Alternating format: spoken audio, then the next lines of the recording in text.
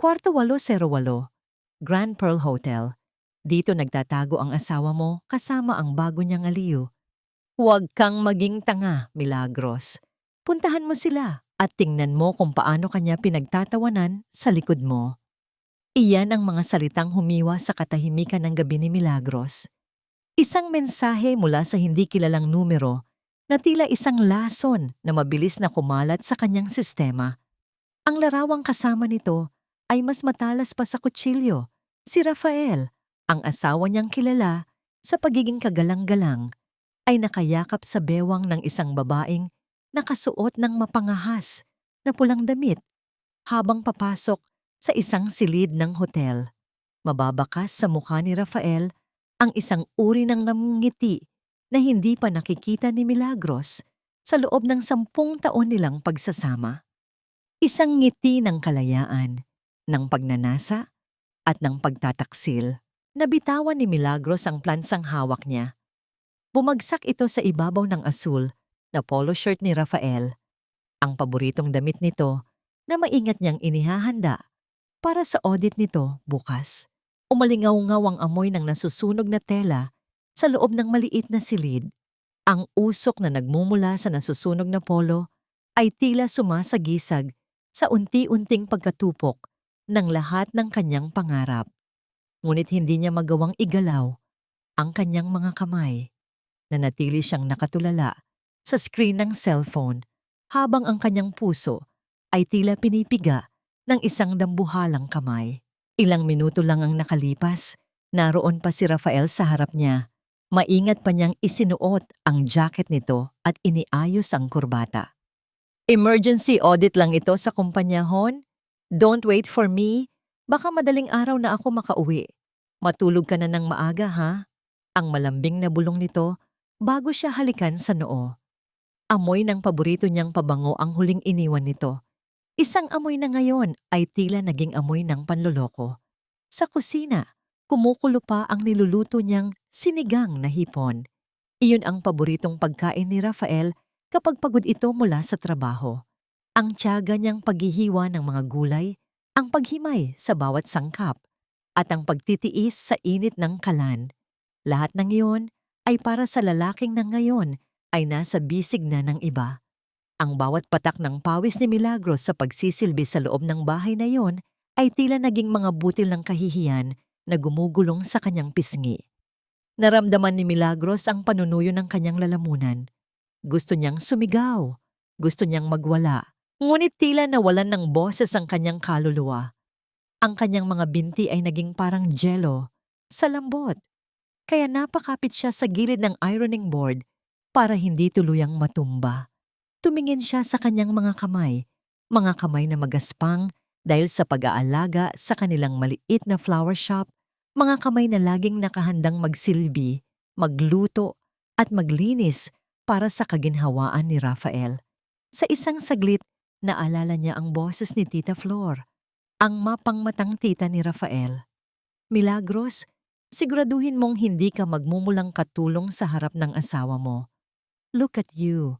Palagi kang amoy bulaklak at kusina. Ang mga lalaking tulad ni Rafael, madaling magsawa sa ganyang itsura. Noon, binaliwala niya ang mga salitang iyon dahil naniniwala siya sa katapatan ni Rafael. Ngunit ngayon, ang bawat salita ni Tita Flor ay tila naging mga karayom na unti-unting itinutusok sa kanyang pagkatao. Pakiramdam niya ay isa siyang basura na itinapon matapos pakinabangan. Ang sakit ay hindi lamang nasa kanyang puso. Ramdam niya ito hanggang sa dulo ng kanyang mga kuko. Isang uri ng kirot na nanunuot sa buto. Dahan-dahan niyang kinuha ang kanyang lumang jacket na nakasabit sa pintuan.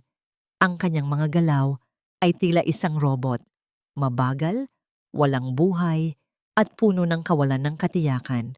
Pinatay niya ang kalan. Iniwan ang nilulutong pagkain na hindi na matitikman ng kanyang asawa. Ang bawat hakbang niya palabas ng bahay ay tila paghakbang patungo sa isang bangin na hindi niya alam kung saan siya dadalhin. Habang naglalakad siya sa ilalim ng malamig na ulan, patungo sa kalsada upang mag-abang ng taxi, isang tanong ang paulit-ulit na umuukit sa kanyang isipan, tila isang sumpa na ayaw siyang tantanan. Ito ba ang kapalit ng lahat ng aking pagtitiis? Ito ba ang halaga ng isang asawang ibinigay ang lahat, ngunit iniwan pa rin sa gitna ng dilim at dumi ng kasinungalingan? Ang dilim ng gabi ay tila naging isang malaking bibig na handang lumamon sa kanyang buong pagkatao. Habang papalapit siya sa Grand Pearl Hotel, ang tanging baon niya ay ang larawan ng kanyang pagkawasak at ang pait ng katotohanang baka ang gabing ito na ang huling gabi ng kanyang pagiging Milagros Salvacion Araneta. Sumandal si Milagros sa malamig na sandalan ng upuan ng taxi habang ang kanyang paningin ay nakatitig sa bintanang basang-basa ng ulan. Ang bawat patak ng tubig na gumugulong sa salamin ay tila mga luha ng langit na nakikidalamhati sa kanyang pighati. Sa loob ng sasakyang yon, ang tanging maririnig ay ang mabigat niyang paghinga at ang mahinang ugong ng makina na tila isang malungkot na himig sa gitna ng gabi. Habang papalapit ang taxi sa Grand Pearl Hotel, hindi mapigilan ni Milagros na balikan ang mga alaala ng mga nakaraang linggo. Mga alaalang noon ay tila normal, ngunit ngayon ay tila mga piraso ng isang lason na dahan-dahang pumatay sa kanyang tiwala. Naalala niya ang nagdaang linggo sa engranding handaan para sa kaarawan ni Tita Flor. Nakasuot si Milagros ng isang simpleng bestido na siya mismo ang nagtahi, umaasang magugustuhan ito ng pamilya ni Rafael. Ngunit sa halip na papuri, isang matalim na tingin at mapanghusgang salita ang sinalubong niya mula sa matandang dalaga. Hija, kailan ka ba matututong mag-ayos ng sarili mo? Ang asawa mo ay isang direktor na ngayon, pero ikaw, mukha ka pa ring tindera ng bulaklak sa dangwa. Ang sabi ni Tita Flor habang itataas ang kanyang kilay, sapat na lakas para marinig ng ibang mga panauhin. Baka balang araw, humanap si Rafael ng babaeng mas marunong magdala ng pangalan ng mga Araneta. Huwag kang kampante. Ang hiyang naramdaman ni Milagros noon ay tila isang malaking pader na naghihiwalay sa kanya sa mundo ng kanyang asawa. At sa gitna ng kanyang panghihina, laging naroon si David, ang matalik na kaibigan ni Rafael na itinuturing na niyang kapatid. Huwag mo nang pansinin si Tita Flor. Chi daw, ang malumanay na sabi ni David noon habang inaabutan siya ng baso ng wine. Ngunit ang kanyang mga mata ay walang bakas ng tunay na malasakit. Masyado lang siyang prangka. Pero alam mo, may punto rin siya. Masyadong busy si Raf sa kumpanya. Minsan, ang mga lalaki, kapag sobrang stress, naghahanap ng konting excitement, just to blow off some steam. I'm sure hindi naman seryoso si Raf sa mga nakakasama niya sa labas. Ang bawat salita ni David ay tila mga patak ng asido na unti-unting kumakain sa kanyang kumpiyansa. May mga nakakasama siya sa labas, David? Ang tanong ni Milagros na halos hindi marinig ang sariling boses. Doon ay ngumiti si David, isang nangiting tila may itinatagong lihim. Wala chi daw. Sabi ko lang, baka lang. Basta kung may mapansin ka mang kakaiba, don't take it too hard. Lalaki si Raf, and he's at the top of his game. Natural lang na may mga tukso. Ngayon, habang nasa loob ng taxi, napagtanto ni Milagros na ang mga babala ni David ay hindi galing sa malasakit, kundi mga patalim na dahan-dahang ibinaon sa kanyang isipan para ihanda siya sa gabing ito. Pakiramdam niya ay isa siyang tanga na hinayaang lasunin ng ibang tao ang kanyang pananaw sa sariling asawa. Hinawakan ni Milagros ang kanyang dibdib. Ang suot niyang singsing sa kasal ay tila naging isang mabigat na kadena na sumasakal sa kanyang daliri. Rafael, bakit? Ang tanong niya sa hangin, bakit kailangang sa ganitong paraan mo ako saktan? Napansin ni Milagros na tumigil ang ulan, ngunit ang kadiliman sa labas ay mas lalong tumindi. Tumingin siya sa driver ng taxi. Kanina pa ito hindi nagsasalita at ang suot nitong sombrero ay halos tumakip na sa buong mukha nito. May kakaiba sa kinikilos nito Ngunit ang isip ni Milagros ay masyadong okupado ng sakit para makaramdam ng takot. Tumigil ang taxi sa harap ng naglalakihang mga ilaw ng Grand Pearl Hotel. Ngunit sa halip na huminto sa main entrance kung saan naroon ang mga doorman at pulang carpet, biglang niliko ng driver ang manibela patungo sa gilid ng gusali. "Kuya, saan tayo pupunta?" "Dito lang ako sa lobby," ang sabi ni Milagros na nagsisimula ng kabahan. Hindi sumagot ang driver. Sa halip, mas binilisan pa nito ang pagpapatakbo pababa sa isang madilim at matarik na daan. Nasilayan ni Milagros ang isang karatulang nagsasabing, "Basement parking, VIP at staff only." "Kuya, sabi ko sa lobby lang," ang pasigaw na sabi ni Milagros habang sinusubukang abutin ang lock ng pinto. Ngunit bago pa man dumapo ang kanyang mga daliri sa metal, narinig niya ang tunog ng mekanismong naglalak sa lahat ng mga pinto ng sasakyan. Isang malamig na kilabot ang gumapang sa kanyang likuran. Ang sasakyang inaakala niyang magdadala sa kanya sa katotohanan ay tila naging isang bakal na kabaong na handang maglibing sa kanya sa ilalim ng lupa. Ang taxi ay patuloy na bumababa sa kailaliman ng gusali, papalayo sa mga ilaw, papalayo sa mga tao, at papalapit sa isang panganib na hindi kailanman inakala ni Milagros na daranasin niya sa kanyang buong buhay. Ang sasakyan ay tuluyan ng huminto sa pinakamadilim na sulok ng basement 3. Dito, ang tanging nagbibigay ng liwanag ay ang isang aandap-andap na bumbilya sa kisame na naglalabas ng madilaw at malungkot na sinag.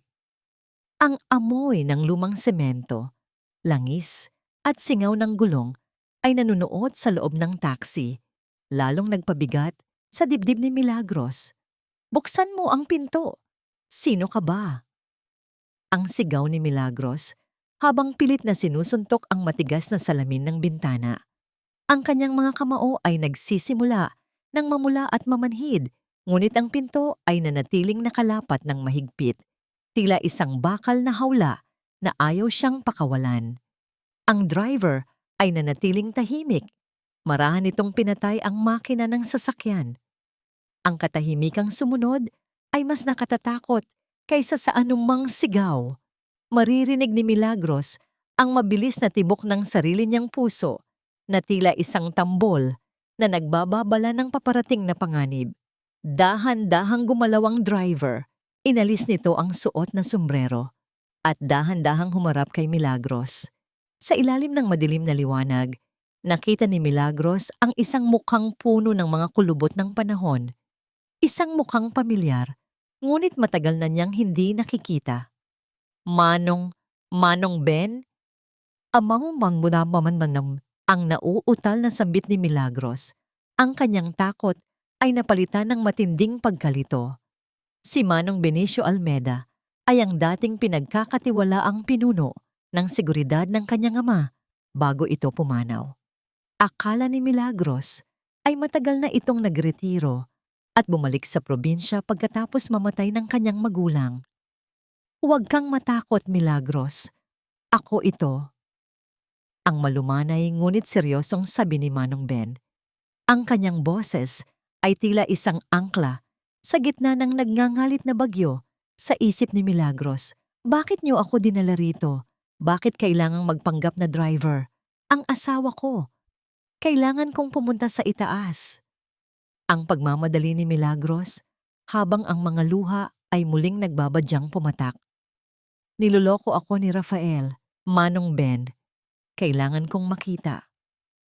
Sa halip na sumagot, may kinuha si Manong Ben mula sa loob ng kanyang jacket. Isang lumang relo na yari sa pilak. Ang relong laging suot ng ama ni Milagros. Iniabot niya ito sa babae. "Ipinangako ko sa tatay mo bago siya malagutan ng hininga na babantayan kita mula sa malayo.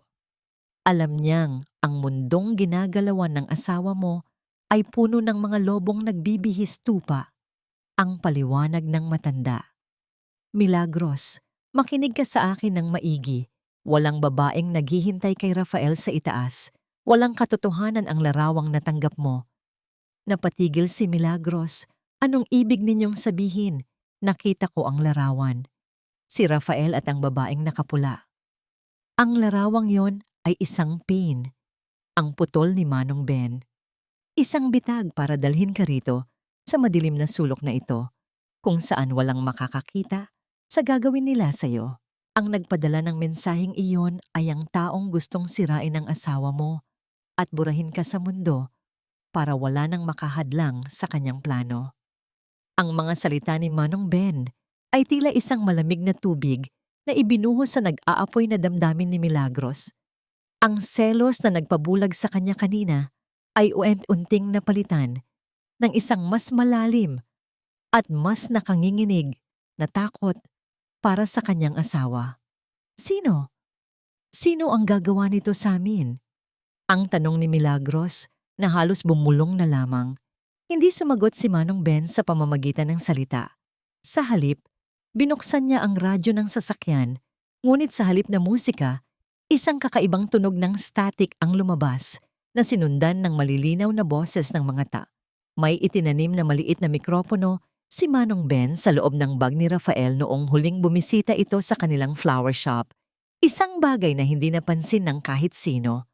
Mula sa speaker ng taxi, umalingaw-ngaw ang isang boses na kilalang-kilala ni Milagros, ang boses na madalas magbiro at magbigay ng payo sa kanila ni Rafael.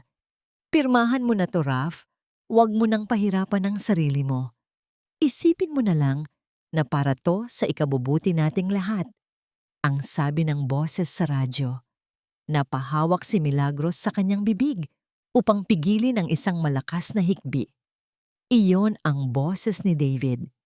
Ang kaibigang itinuring nilang pamilya, ang taong pinagkakatiwalaan ni Rafael nang higit pa sa kanyang sarili, ay ang arkitekto ng impyernong kinasasadlakan nila ngayon. Mula sa matinding takot para sa sarili, patungo sa isang nakagigimbal na pagkakatuklas. Ang sakit ng pagtataksil ay hindi nagmula sa asawa, kundi sa isang taong hindi nila kailanman pinagdudahan. Ang paghawak ni Milagros sa lumang relo ng kanyang ama, na tila nakakakuha ng lakas mula sa kabilang buhay upang harapin ang katotohanan. Bakit kailangang pumatay ni David para sa 5 milyong piso? May mas malalim pa bang dahilan ng kanyang galit? Mula sa radyo, narinig ni Milagros ang tunog ng isang malakas na sampal at ang ungol ng sakit ni Rafael. Kasunod nito ay ang boses ni David na puno ng puot. Ayaw mong pumirma? Sige, tingnan natin kung gaano katatapang kapag narinig mo ang huling hininga ng asawa mo sa kabilang linya. Pirmahan mo na yan, Rafael. Huwag mo nang hintaying maging abo ang lahat ng pinaghirapan mo dahil lang sa katigasan ng ulo mo. Isang kumpas ko lang sa mga tauhan ko sa baba. Hindi mo na muling makikita ang asawa mo.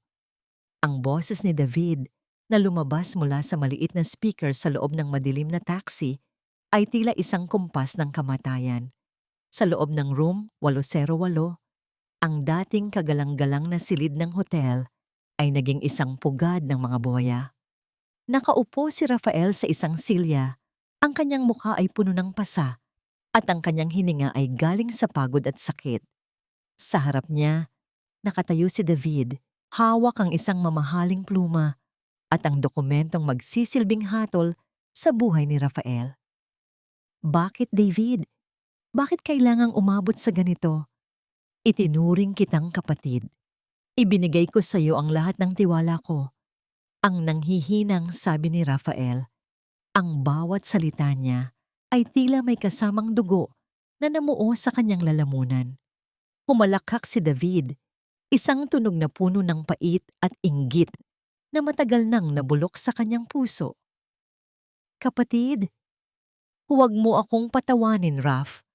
Habang ikaw ay nagpapakasasa sa karangyaan at pagmamahal ni Milagros, ako ay nagtitiyaga sa mumo na ibinibigay mo. Pagod na akong maging anino mo. Pagod na akong makita ang awa sa mga mata mo tuwing tinutulungan mo ako sa mga utang ko. Sa tabi ni David, lumabas mula sa banyo ang isang babaeng nakasuot ng mapangahas na pulang damit. Ang babaeng nasa larawan. Si Lucia, inayos niya ang kanyang buhok habang nakangiti nang nakababahala kay Rafael. "You're so dramatic, Rafael," ang sabi ni Lucia sa tono ng panunuya. "Kung nakita mo lang ang mukha ng asawa mo nang matanggap niya ang picture natin, baka maawa ka rin sa kanya. Masyado siyang inosente, masyadong madaling linlangin. Akala niya talaga, nagtataksil ka." Sa loob ng sasakyan sa basement, napahawak si Milagros sa kanyang leeg. Pakiramdam niya ay may mga kamay na sumasakal sa kanya, hindi dahil sa pisikal na dahilan, kundi dahil sa tindi ng puot na nararamdaman niya para sa mga taong nasa itaas. Ang bawat tawa ni Lucia ay tila isang sampal sa kanyang pagkatao. Ang bawat panunumbat ni David ay tila lason na pilit na isinisaksak sa kanyang pandinig. "Hayop ka, David!" Ang bulong ni Milagros na ang mga mata ay nagniningas na sa galit. "Hindi mo lang kami ninakawan ng pera, ninakawan mo rin kami ng kapayapaan." Muling nagsalita si David sa radyo. Ang kanyang boses ay naging mas malamig pa sa yelo. "Pirmahan mo na ang pag-amin na ikaw ang nagnakaw ng 5 milyong peso sa kumpanya. Kapag nakuha ko na ang pirmang yan, itatawag ko sa mga bata ko sa basement na palayain na ang asawa mo. Pero kung magmamatigas ka pa." Narinig ni Milagros ang kalansing ng isang matigas na bagay na tumama sa mesa. Marahil ay isang baril o isang mabigat na metal. Napapikit siya ng mariin. Ang kanyang buong katawan ay nanginginig sa takot para sa buhay ni Rafael. "Pirmahan mo na, Raf. Isipin mo si Milagros. Alam mo namang hindi siya mabubuhay nang wala ka. Huwag mo nang pairali ng pride mo. Isang pirma lang at matatapos na ang gabing ito." Ngunit alam ni Milagros ang katotohanan. Alam niyang kapag pumirma si Rafael, wala nang balak si David na palayain silang dalawa ng buhay. Ang katahimikan ni Rafael sa kabilang linya ay tila isang mahabang sandali ng pagtutuos sa pagitan ng dangal at pag-ibig. "Huwag, Rafael. Huwag kang pumirma." Ang mahinang dasal ni Milagros habang nakatitig sa madilim na kisame ng basement. "Hahanap tayo ng paraan. Hindi tayo pwedeng sumuko sa demonyong ito."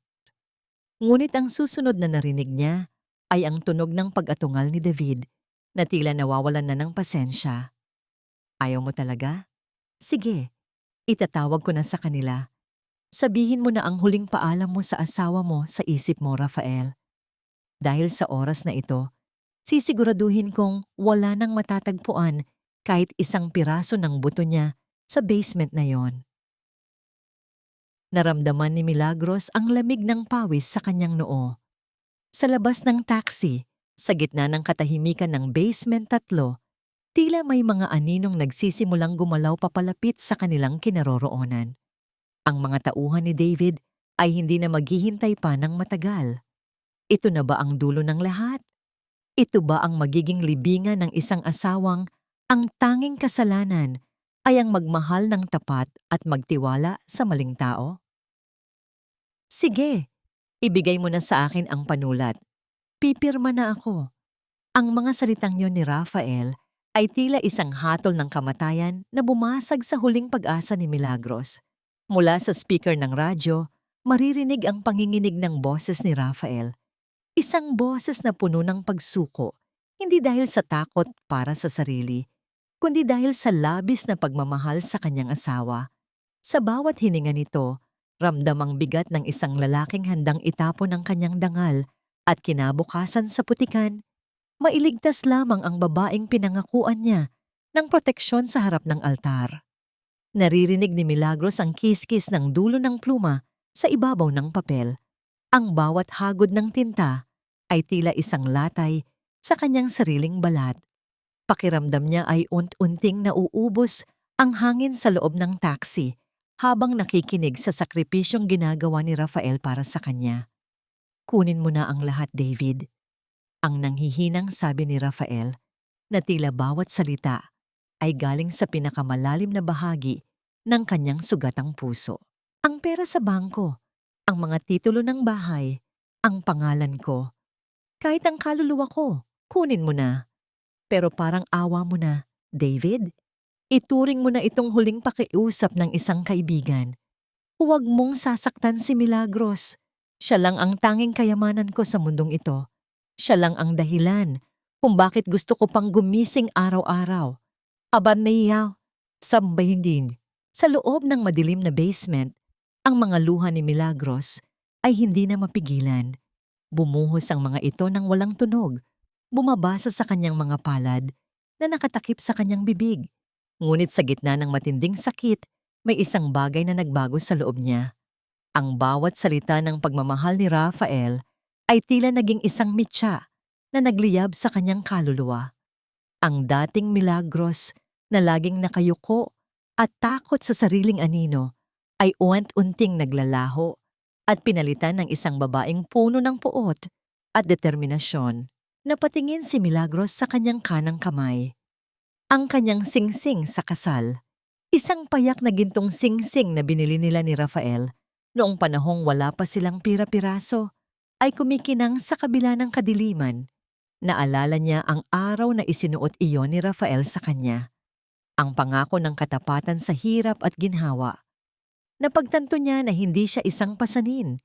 Siya ang lakas ni Rafael at hindi niya hahayaang maging biktima ang kanyang asawa dahil sa kanyang kahinaan. Dahan-dahan niyang ibinaba ang kanyang mga kamay. Pinahid niya ang mga luha sa kanyang pisngi gamit ang likod ng kanyang palad. Ang kanyang mga mata, na kanina ay puno ng kawalan ng pag-asa, ay naging matalas at malamig na tila bakal. Inihulog niya ang basang tissue sa sahig ng taxi, isang tahimik na pagtalikod sa kanyang pagiging marupok. Humarap siya kay Manong Ben, na kanina pa nakamasid sa kanya ng may paghanga at pag-aalala. Manong Ben, ang sabi ni Milagros, ang kanyang boses ay hindi na nanginginig. Ito ay tuyo, matigas, at puno ng awtoridad na hindi niya akalaing taglay niya. Hindi ako papayag na mabulok ang asawa ko sa kulungan dahil sa kasalanang hindi niya ginawa. Hindi ko hahayaang manalo ang demonyong yon dahil lang sa pagmamahal ni Rafael sa akin. Ano ang plano natin? Sabihin niyo sa akin, gagawin ko ang lahat. Isang maliit na ngiti ang sumilay sa labi ni Manong Ben. Alam niyang sa sandaling iyon, ang tunay na anak ng kanyang dating amo ay nagising na. Kinuha ng matanda ang kanyang telepono at mabilis na pinindot ang isang shortcut key. Nasa posisyon na kami. Ang sabi ni Manong Ben sa kabilang linya. Mula sa itaas, sa room 808, maririnig ang malakas na tawa ni David, isang tunog ng tagumpay na tila isang hiyaw ng hayop na nakahuli ng biktima. Ngunit sa ilalim ng hotel, sa katahimikan ng basement 3, isang mas malaking puwersa ang nagsisimula ng kumilos. Ang mga anino sa sulok ay hindi na mga tauhan ni David, kundi mga taong handang ibalik ang katarungan sa mga kamay na ninakawan nito. Makinig ka, Milagros. Ang bulong ni Manong Ben habang iniaabot sa kanya ang isang maliit na kagamitan. Tayo ang magsisilbing pain para lumabas ang tunay na kulay ni David. Handa ka na ba? Tumingin si Milagros sa malayo, sa direksyon kung nasaan ang kanyang asawa. Ang kanyang puso ay hindi na kumakaba sa takot, kundi sa pananabik na makitang bumagsak ang taong sumira sa kanilang buhay. Handa na ako, Manong Ben. Handa na akong bawiin ang lahat. Sa loob ng sasakyan, ang lamig ng aircon ay tila naging kasing talas ng mga karayom na tumutusok sa balat ni Milagros. Sa harap niya, hawak ni Manong Ben ang isang maliit na tablet na nagpapakita ng iba't ibang codes at numero. Ipinaliwanag ng matanda na kailangan nilang makuha ang mismong utos mula sa bibig ni David, isang utos na magpapatunay na hindi lamang pagnanakaw ang balak nito, kundi ang tuluyang pagkitil sa buhay ni Milagros. Kailangan nating pasalitain ang demonyo, Milagros, ang mahinang sabi ni Manong Ben. Ang batas ay nangangailangan ng higit pa sa hinala. Kailangan natin ng direktang ebidensya ng kanyang masamang balak. Gamit ang isang sopistikadong software, nagawa ni Manong Ben na gayahin ang numero ng cellphone ng isa sa mga tauhan ni David na kanina pa nila nakuha sa dilim. Inabot ni Manong Ben ang device kay Milagros. Ikaw ang mag-type, Hija. Ikaw ang magbigay ng mitya para sa kanyang sariling pagsabog. Nanginginig ang mga daliri ni Milagros habang hinahawakan ang malamig na screen. Ang bawat letra na kanyang tinitipa ay tila isang bigat na dumaragan sa kanyang dibdib. Sa loob ng 10 taon, ang kanyang mga kamay ay ginamit lamang sa pag-aalaga ng mga talulot ng rosas at paghahanda ng pagkain para sa kanyang asawa. Ngayon, ang mga kamay na iyon ang gagamitin niya para itumba ang isang kaaway. Nakuha na namin ang babae, nagwawala at ayaw tumigil sa pagsigaw. Ano ang susunod na utos, boss? Itatapos na ba namin ang trabaho?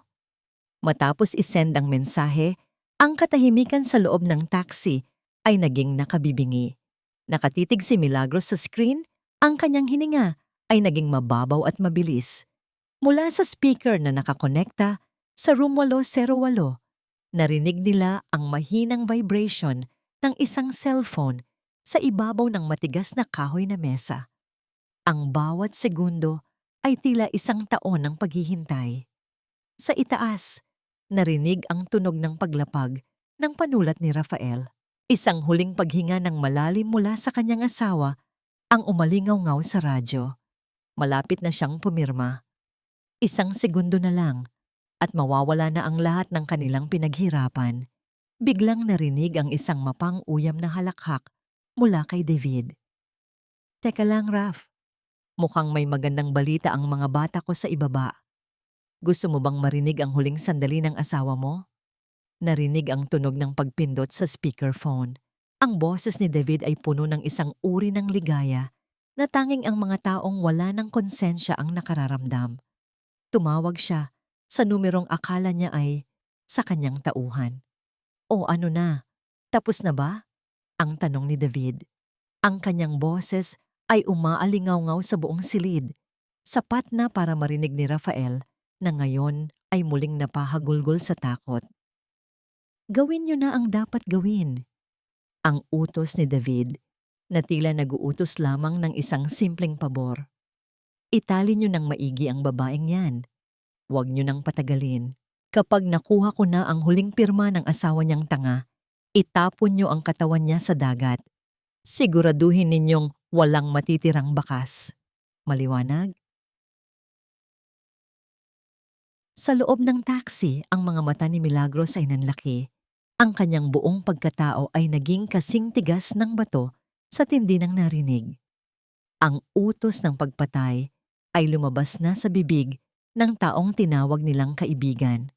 Ang bawat salita ni David ay naitala sa recorder ni Manong Ben, isang matibay na kadenang hihilas sa kanya patungo sa rehas. Nakuha na natin siya. Ang bulong ni Manong Ben habang mabilis na ipinapasa ang audio file sa mga pulis na nakapaligid na sa hotel. Mula sa speaker, narinig ang sigaw ng protesta ni Rafael, ang tunog ng pagtumba ng silya, at ang kalampag ng mga gamit na nagliliparan. Ngunit sa gitna ng kaguluhan sa itaas, isang malamig na katahimikan ang bumalot kay Milagros. Alam niyang ang susunod na mangyayari ay ang simula ng pagtatapos ng kanilang paghihirap. Nakatitig si Milagros sa kawalan. Ang kanyang puso ay hindi na kumakaba sa takot, kundi sa isang matinding pananabik para sa katarungan. Ang bawat patak ng ulan sa labas ay tila naging mga saksi sa pagtataksil na ngayon ay malapit ng mabunyag sa harap ng mundo. Ang pinto ng room 808 ay biglang bumukas nang may matinding puwersa. Sapat na upang yumanig ang mga dingding ng marangyang silid. Hindi ito ang tunog ng isang aksidente, kundi ang simula ng pagtatapos para sa mga kasinungalingang itinanim sa loob ng maraming taon. Sa loob ng isang saglit, ang katahimikan ng hotel ay napalitan ng mabilis na pagpasok ng mga armadong lalaki. Ang mga bota ng mga operatiba ng pulisya ay lumilikha ng mabibigat na hakbang sa ibabaw ng makapal na alpombra. Si David, na noong 1 minuto lamang ay parang hari na may hawak ng buhay ng iba, ay biglang naging isang maliit at nangangatog na anino. Ang mukha niya ay nawalan ng kulay.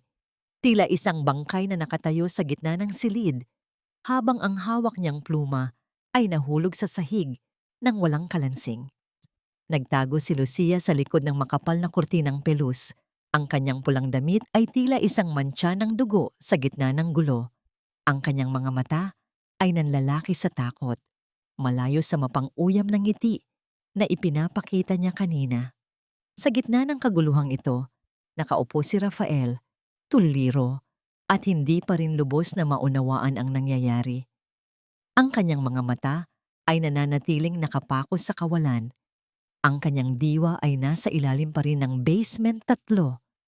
Kasama ang asawang akala niya ay kinitil na ang hininga. Ang asawa ko? Nasaan ang asawa ko?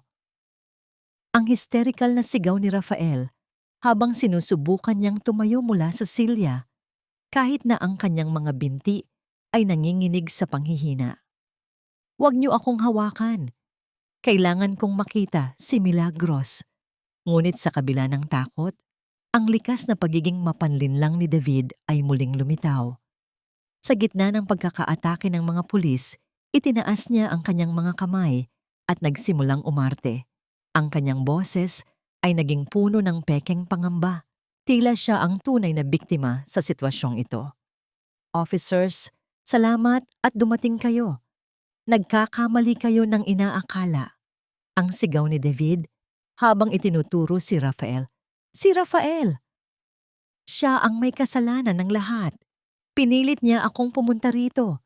Sinubukan niyang ipasa sa akin ang mga kasalanan niya sa kumpanya dahil natatakot siyang malaman ng asawa niya ang tungkol sa pagnanakaw niya. Siya ang baliw, hindi ako. Ang bawat salita ni David ay puno ng lason, isang desperadong pagtatangka na baligtarin ang mundo sa harap ng mga awtoridad. Patuloy siya sa pagsasalita, mabilis at mapanira. Ginagamit ang bawat hibla ng kanyang pagiging master gaslighter upang iligtas ang sariling balat. Ilang taon ko na siyang pinagtatakpan dahil sa utang na loob. Ang dagdag pa ni David, na ngayon ay tila naiiyak na sa harap ng mga pulis. Pinagbantaan niya ang buhay ko kapag hindi ako sumunod. "Please, arestuhin niyo siya bago pa siya makagawa ng masama." Isang malalim at matigas na hakbang ang narinig mula sa pasilyo sa labas ng silid. Ang tunog ng matitigas na takong ng sapatos na tumatama sa sahig ay tila isang orasan na nagbibilang ng huling sandali ng kalayaan ni David. Ang mga pulis ay dahan-dahang gumawa ng daan. Binibigyan ng espasyo ang isang taong may dalang katotohanang hindi kayang itago ng anumang pagsisinungaling. Pumasok sa silid ang isang babaeng may ayos na tila ba galing sa isang laban, ngunit nananatiling marangal ang tindig. Ang kanyang mga mata ay wala ng bakas ng luha. Sa halip, ito ay puno ng isang uri ng lamig na kayang magpatahimik sa kahit anong sigaw. Tumigil ang mundo ni Rafael nang makita niya ang babaeng pumasok. "Milagros?" Ang mahinang sambit niya na tila ba nakakita siya ng isang himala sa gitna ng impyerno. Tumingin si Milagros kay David na ngayon ay napatigil sa kanyang mga kasinungalingan. Ang titig ng babae ay tila isang matalas na espada na humihiwa sa bawat salitang binitawan ng lalaki kanina. "Tapos na ang pag-arte mo, David?" ang sabi ni Milagros. Ang kanyang boses ay mahinahon, ngunit ang bawat pantig ay may kasamang bigat ng katarungan. "Hindi na kami ang mga taong madali mong mapapaikot.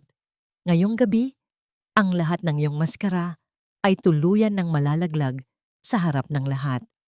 Mula sa matinding gulo at takot patungo sa isang sandali ng kapangyarihan, ang galit ni Rafael ay napalitan ng pag-asa, habang ang kayabangan ni David ay naging duwag na pagliligaw sa katotohanan. Ang sandaling napatigil si David sa pagsasalita Nang makita niya ang titig ni Milagros, isang pag-amin ng pagkatalo na nakaukit sa kanyang mga mata bago pa man siya arestuhin. Anong dokumento ang hawak ni Milagros sa loob ng kanyang maliit na bag na lalong magpapadilim sa kapalaran ni David? Sa gitna ng katahimikan, biglang may kinuha si Lucia mula sa kanyang bag habang walang nakatingin at isang nakagigimbal na ngiti ang sumilay sa kanyang mga labi. Ano ang balak gawin ng babaeng ito bago sila tuluyang madakip? Bawat hakbang ni Milagros sa ibabaw ng makapal na alpombra ng silid ay tila isang pag-ukit ng katarungan sa gitna ng dumi ng pagtataksil. Hindi niya tiningnan ang mga pulis. Hindi niya tiningnan ang nagkakagulong mga operatiba.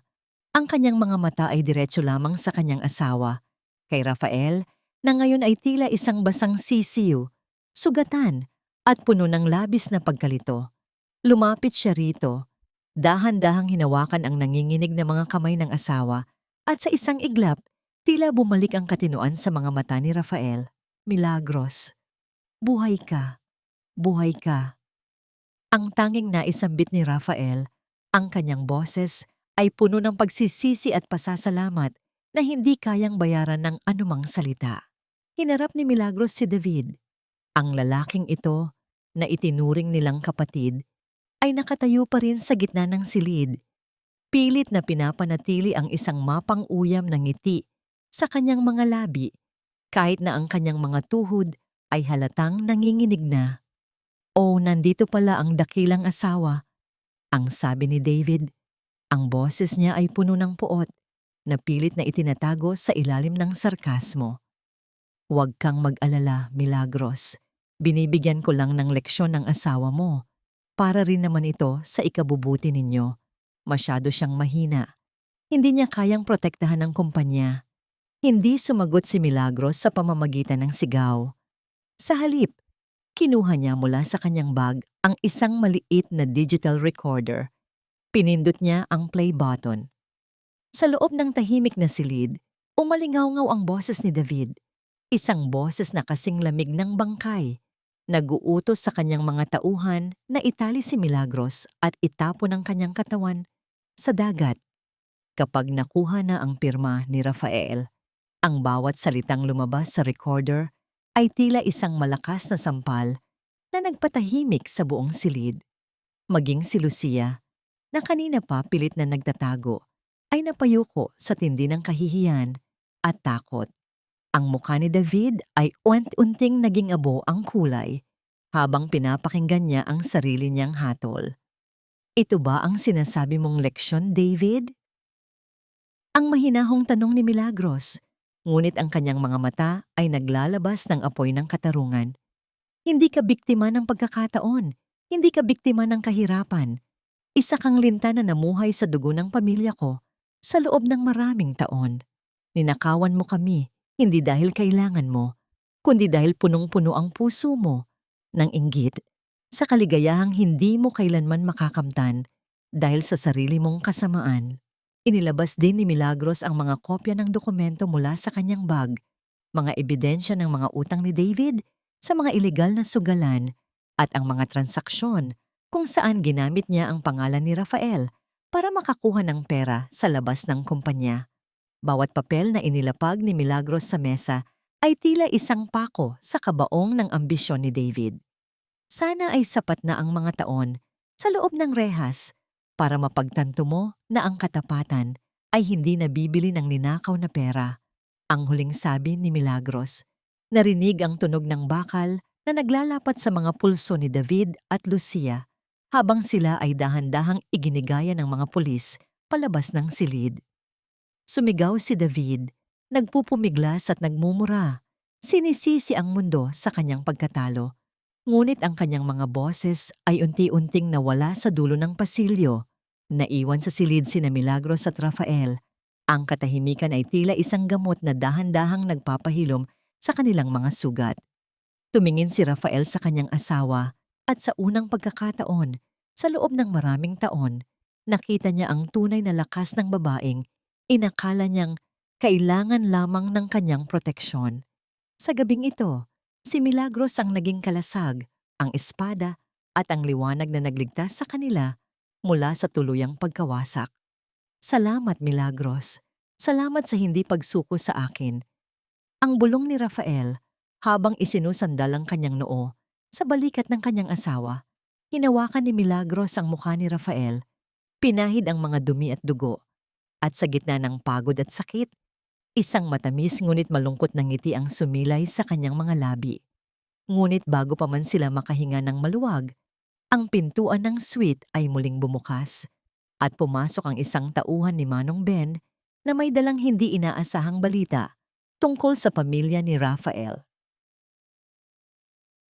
Nang tuluyan nang mawala ang huling anino ng mga pulis at ang alingaw-ngaw ng mga sumbat ni David, tila biglang naupos ang lahat ng lakas sa katawan ni Milagros.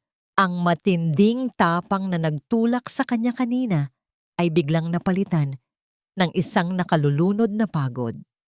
Naramdaman niya ang panginginig ng kanyang mga binti at bago pa man tuluyang humalik ang kanyang mga tuhod sa malamig na sahig, naramdaman niya ang dalawang malalakas na braso na sumalo sa kanya. Binuhat siya ni Rafael at dahan-dahang inupo sa malambot na sofa ng hotel suite. Hindi binitawan ni Rafael ang kanyang mga kamay. Sa halip, lumuhod ito sa kanyang harapan. Ang mga mata nito ay puno ng luha at pagsisisi na tila isang ilog na umapaw. Isinandal ni Rafael ang kanyang mukha sa mga palad ni Milagros at doon ay narinig ang mahihinang hikbi ng isang lalaking ngayon lamang napagtanto ang laki ng kanyang pagkakamali. Milagros, patawarin mo ako. Ang basag na tinig ni Rafael. Patawarin mo ako dahil naging bulag ako. Patawarin mo ako dahil hinayaan kong dumating tayo sa puntong ito. Akala ko ay pinoprotektahan kita. Pero ang totoo, ikaw pala ang sumasalo sa lahat ng mga bala para sa akin. Hinaplos ni Milagros ang magulo at madungis na buhok ng kanyang asawa. Ang pait na naramdaman niya kanina ay unti-unting natutunaw, pinalitan ng isang malalim na pag-unawa. Sa gitna ng dilim at panganib, napatunayan nila ang bigat ng kanilang sumpaan sa isa't isa. Hindi na kailangan ng maraming salita. Ang init ng kanilang mga balat at ang pagtatagpo ng kanilang mga hininga ay sapat na upang sabihing buhay sila at magkasama silang haharap sa bukas. Inangat ni Rafael ang kanyang ulo at tinitigan ang asawa. Inayos niya ang ilang hibla ng buhok na humaharang sa mukha ni Milagros. Ang kanyang mga daliri ay dahan-dahang humaplos sa pisngi nito na tila ba natatakot siyang mabasag ang isang napakahalagang hiyas. Sa loob ng silid na yon, ang katahimikan ay naging isang banal na kanlungan. Nagdait ang kanilang mga noo at sa isang sandali, tila tumigil ang mundo para bigyang daan ang muling pagkabuhay ng kanilang pag-ibig. Isang maikli, ngunit punong-puno ng damdamin, na halik ang idinapo ni Rafael sa noo ni Milagros. Isang pangako ng pag-aalaga na hindi na muling mababali. Sa may pintuan, nakatayo si Manong Ben. Pinapanood niya ang mag-asawa mula sa malayo. Ang kanyang mga mata ay nagniningning sa kagalakan na tila ba nakikita niya ang kanyang dating amo sa katapangan ni Milagros. Alam niyang ligtas na ang bulaklak na ipinangako niyang babantayan. Lumingon si Milagros at nagtagpo ang kanilang mga mata. Isang tahimik na pagtango ang ibinigay ng matanda bago ito dahan-dahang lumabas at isara ang pinto ng walang anumang ingay. Hinahayaan ang mag-asawa na namnamin ang kanilang unang sandali ng kapayapaan. Inalalaya ni Rafael si Milagros palabas ng hotel. Isinuot niya ang kanyang jacket sa asawa upang protektahan ito sa lamig ng madaling araw. Habang naglalakad sila, patungo sa sasakyang magdadala sa kanila pauwi, tila nagbago ang tingin ni Milagros sa mundo. Ang mga ilaw ng lungsod ay hindi na mukhang nakatatakot. Ang mga ito ay nagsisilbing gabay na ngayon patungo sa kanilang tahanan. Nang makarating sila sa kanilang maliit na bahay, ang amoy ng sinigang na naiwan sa kalan ay sumalubong sa kanila. Isang paalala ng buhay na iniwan nila bago ang unos. Doon, Sa gitna ng pamilyar na amoy at gamit, tuluyan nang nakaramdam ng kapanatagan si Milagros. Magkayakap silang nahiga sa kanilang kama, hindi para sa pagnanasa, kundi para maramdaman ang tibok ng puso ng isa't isa. Tinitiyak na hindi lamang ito isang panaginip, ngunit ang katahimikan ng umaga ay hindi nagtagal. Kinabukasan, habang ang sikat ng araw ay dahan-dahang sumisilip sa kanilang bintana, isang sunod-sunod at marahas na paghampas sa kanilang pintuan ang bumasag sa katahimikan. Walang humpay ang pagtawag ng isang boses na puno ng galit at puot, boses na tila ayaw silang tantanan kahit sa gitna ng kanilang paghilom. Rafael! Milagros! Buksan niyo ang pintong ito. Wala kayong karapatang gawin ito sa pamilya natin. Ang sigaw ni Tita Flor mula sa labas. Ang kanyang tinig ay umaalingaw-ngaw sa buong kalsada. Dala ang isang bagong bagyo na hindi pa nila inaasahang darating.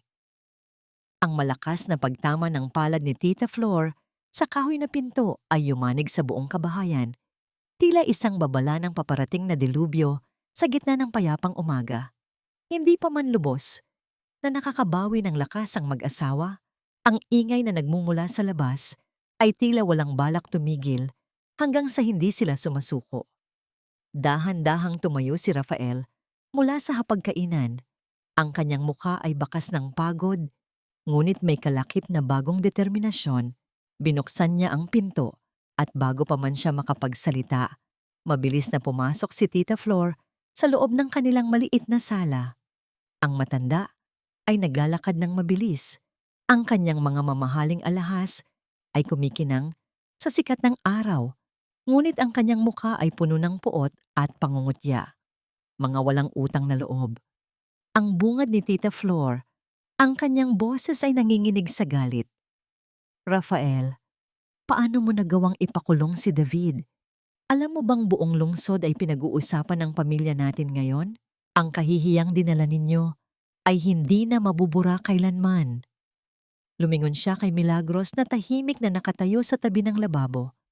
Itinuro niya ang babae gamit ang kanyang nanginginig na daliri. At ikaw, Milagros, ikaw ang mitya ng lahat ng ito. Kung hindi dahil sa pesteng pagseselos mo, hindi sana hahantong sa ganito ang lahat. Sinira mo ang pagkakaibigan ni na Rafael at David dahil lang sa makitid mong isip. Akma pang magpapatuloy sa pagsigaw si Tita Flor nang biglang humarang si Rafael sa pagitan niya at ni Milagros. Sa unang pagkakataon, sa loob ng maraming taon, narinig ang boses ni Rafael na mas malakas pa kaysa sa boses ng kanyang tiyahin. Ang kanyang pananalita ay hindi na puno ng paggalang na bulag, kundi ng isang lalaking handang protektahan ang kanyang pamilya. Tama na, Tita Flor. Ang sigaw ni Rafael. Ang kanyang mga mata ay nananatiling nakatitig ng matalas sa matanda. Huwag na huwag mong pagsasalitaan ang asawa ko sa loob ng bahay na ito. Muntik nang mamatay si Milagros dahil sa taong ipinagtatanggol mo. Nasaan ang puso mo? Mas mahalaga pa ba ang reputasyon kaysa sa buhay ng asawa ko? Napatigil si Tita Flor.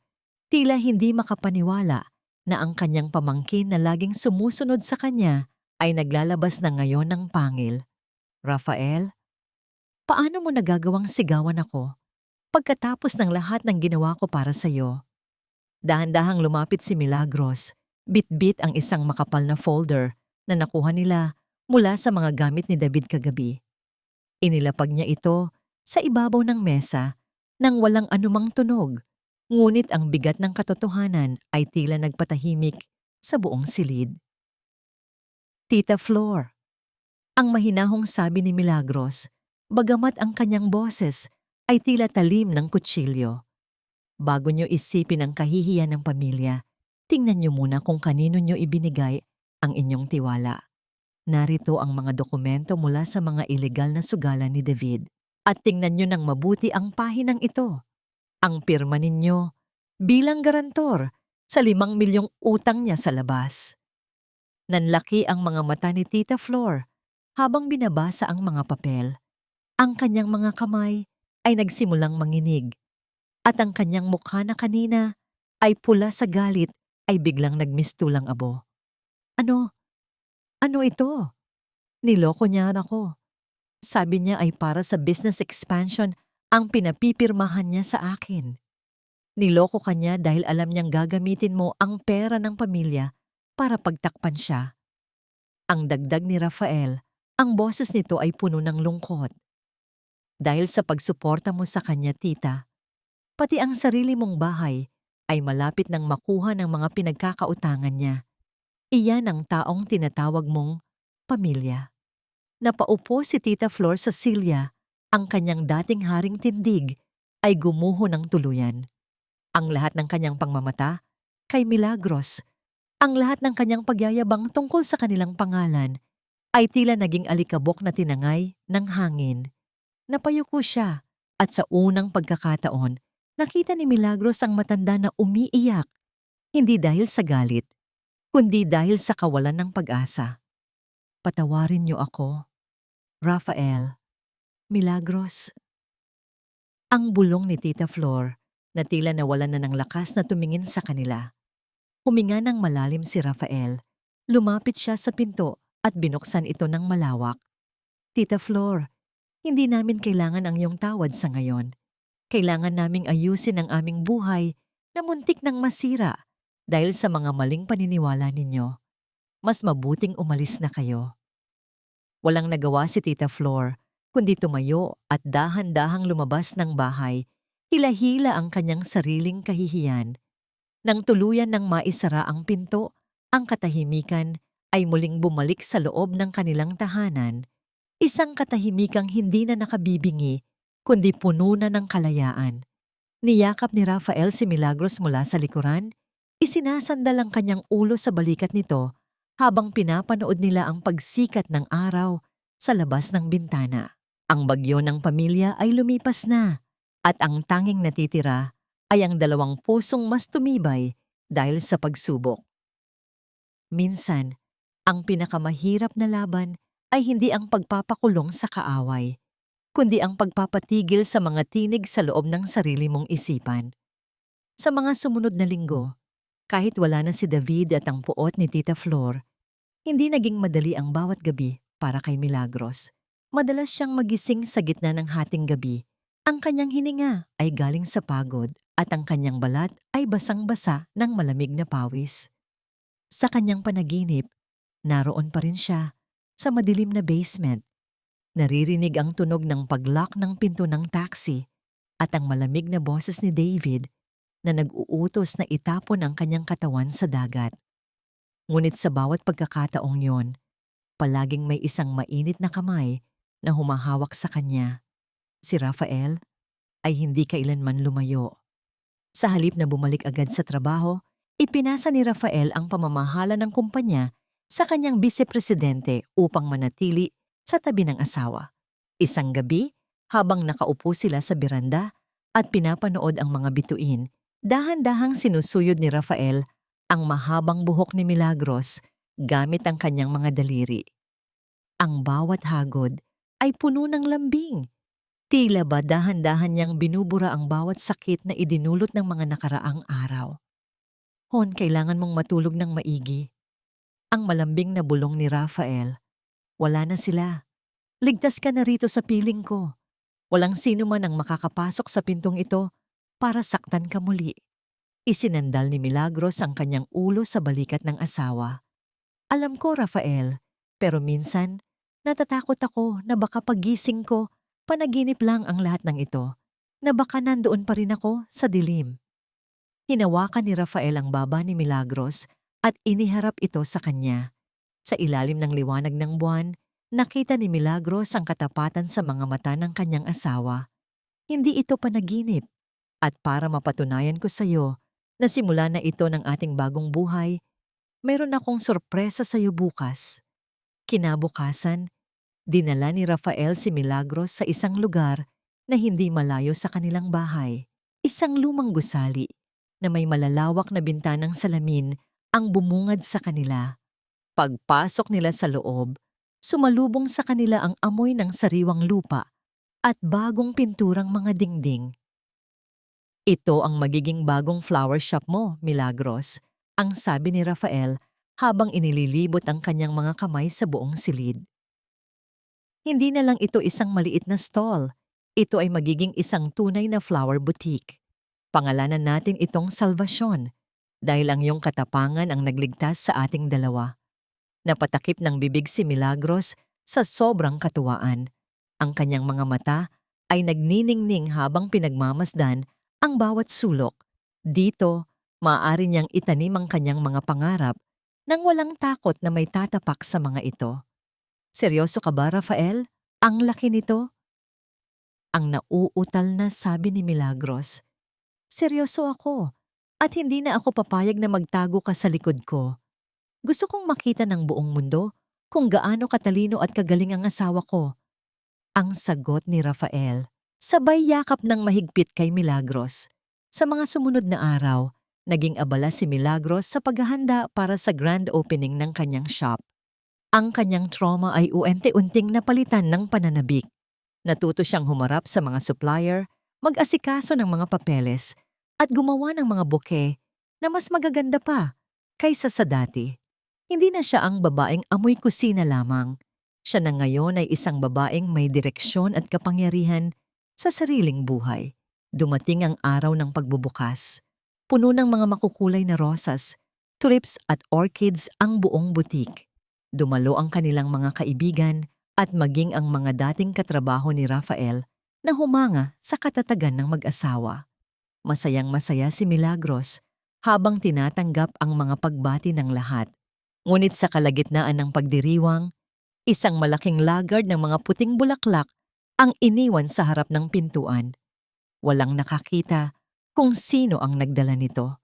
Walang pangalan ng sender, tanging isang maliit na puting card lamang ang nakasukbit sa gitna ng mga bulaklak.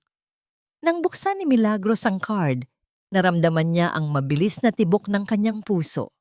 Ang sulat kamay sa loob ay pamilyar. Tila galing sa isang taong matagal nang nagmamasid mula sa malayo. Ang katapatan ay parang isang bulaklak, maaring mayurakan ng bagyo, ngunit muling sisibol sa tamang panahon. Lumingon si Milagros sa labas, sa gitna ng dumaraang mga tao sa kalsada, umaasang makita ang anino ng taong nagpadala nito. Sino ang taong ito na tila alam ang bawat detalye ng kanyang pinagdaanan? Lumipas ang mga buwan na tila mga talulot ng bulaklak na dahan-dahang bumubukas sa ilalim ng sikat ng araw. Ang tindahang Salvasyon ay hindi na lamang isang butik ng mga bulaklak. Ito ay naging isang kanlungan para sa mga pusong naghahanap ng kagandahan sa gitna ng ingay ng lungsod. Sa bawat bouquet na ginagawa ni Milagros, may kalakip itong kwento ng pag-asa at pananaig. Isang hapon, habang inaayos ni Milagros ang mga sariwang puting liryo, muli niyang naalala ang mahiwagang lagard ng mga bulaklak noong araw ng opening. Sa ilalim ng kanyang counter, maingat niyang itinatago ang maliit na puting card. Ngayon, alam na niya kung sino ang nagpadala nito. Nakatanggap siya ng isang maikling sulat mula sa isang hindi kilalang address sa probinsya. Nagawa ko na ang pangako ko sa iyong ama, Milagros. Nakita ko ang iyong pagtayo at ang iyong tagumpay. Malaya ka na. At masaya akong makita na ang bulaklak na ipinangako kong babantayan ay marunong na ring protektahan ang kanyang sarili. Manatili kang matatag. Naramdaman ni Milagros ang isang mainit na luha na gumulong sa kanyang pisngi. Isang luha ng pasasalamat. Si Manong Ben, ang aninong naging kalasag niya sa dilim, ay tuluyan na ring nahanap ang sariling kapayapaan. Hindi na nito kailangang magtago sa mga sulok. Alam na nito na ang anak ng kanyang amo ay hindi na muling maliligaw. Tungkol naman kay David, ang balitang nakarating sa kanila ay hindi maganda. Sa loob ng rehas, ang kanyang pagiging mapagmataas ay naging mitya ng kanyang kapahamakan. Pinagkakautangan siya ng mga kasama sa selda at nabubuhay siya sa takot araw-araw. Si Lucia naman ay nawala na rin sa eksena. Iniwan ang lahat ng kasalanan sa balikat ni David. Hindi nakaramdam ng galak si Milagros sa balitang ito, ngunit hindi rin siya nakaramdam ng lungkot. Para sa kanya, ang bawat tao ay gumagawa ng sariling anihan base sa mga butong itinanim nila. Pinatawad na ni Milagros ang kanyang sarili sa pagiging marupok noon at sa pagpapatawad na yon, tuluyan na niyang napalaya ang kanyang puso mula sa gapos ng puot kay David. Si Tita Flor naman ay naging isang anino ng kanyang dating sarili. Matapos mawala ang kanyang yaman dahil sa mga utang ni David, natuto siyang mamuhay ng simple sa isang maliit na apartment. Hindi na siya bumibisita, ngunit paminsan-minsan ay nagpapadala siya ng mga sulat ng pagsisisi kay Rafael. Ang dating mapagmataas na ginang ay natutong yumuko sa harap ng katotohanan. Pumasok si Rafael sa tindahan, bitbit ang 2 tasa ng kape. Isinabit niya ang kanyang jacket sa likod ng pinto at lumapit sa kanyang asawa. Wala na ang mga pasa sa kanyang mukha at ang kanyang mga mata ay nagniningning na sa tuwa. Inakap niya si Milagros mula sa likuran at ibinaon ang kanyang mukha sa leeg nito. Ninanamnam ang amoy ng kumpol-kumpol na mga rosas at ang pamilyar na pabango ng kanyang asawa. "Tapos ka na ba, Hon? Baka gusto mong magpahinga muna," ang malambing na sabi ni Rafael. Humarap si Milagros at ngumiti. "Malapit na, Rafael. Gusto ko lang tapusin ang ayos na ito para sa kliyenteng kukuha bukas." Hinawakan ni Rafael ang mga kamay ni Milagros. Ang mga kamay na dati ay magaspang sa pagtatrabaho sa bahay, ngunit ngayon ay puno ng kulay at sining. "Alam mo, sa bawat araw na nakikita kitang ganito, mas lalo akong nahuhulog sa iyo. Salamat sa pagbibigay sa akin ng pangalawang pagkakataon na maging asawang karapat-dapat para sa iyo." Hinalikan ni Milagros si Rafael sa pisngi. Ang kanilang pag-ibig ay hindi na tulad ng dati na puno ng mga lihim at bulag na pagtitiwala. Ang kanilang pag-ibig ngayon ay isang matibay na pundasyon, sinubok ng apoy at pinatibay ng katotohanan. Natagpuan na nila ang tunay na kapayapaan, isang kapayapaang hindi nakadepende sa katahimikan ng paligid, kundi sa katatagan ng kanilang pagsasama. Ang mahalagang aral na iniwan ng kanilang kwento ay simple. Ang tunay na sakripisyo ay may halaga lamang kapag ibinigay sa taong marunong magpahalaga nito. Ang pagiging asawa ay hindi nangangahulugan ng pagpapakababa at pagtitiis sa lahat ng oras. Ito ay tungkol sa pagiging katuwang na may sariling dangal at lakas. Ang katapatan ay parang isang bulaklak. Kailangan itong alagaan, diligin ng katotohanan, at protektahan mula sa mga damong nagnanais na sumakal dito. Habang dahan-dahang lumulubog ang araw at nagbibigay ng ginintoang kulay sa buong flower shop, magkahawak kamay na lumabas ang mag-asawa. Iniwan nila ang mga bulaklak na mahimbing na natutulog, handang gumising sa isang panibagong umaga na puno ng samyo ng tagumpay at pagmamahal na walang hanggan.